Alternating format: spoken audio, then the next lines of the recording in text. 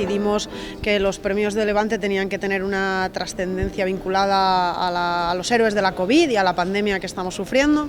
Y bueno, pues la iniciativa más obvia era que los sanitarios tenían que ser los primeros en ser premiados, y además en un sentido muy global y muy colectivo, desde el primero hasta el último. Intentamos que no se nos olvidara a nadie, y en especial aquellos que muchas veces son los más olvidados, como los microbiólogos. Jo crec que és molt significatiu per als biòlegs, perquè portem molts anys en situacions realment complicades. Recordava jo l'any passat les reivindicacions en la fe, en les portes de la fe, amb pancartes reivindicant que més de 300 joves investigadors que estaven arrossegant contractes durant quasi 20 anys, contractes de becaris, contractes efímers.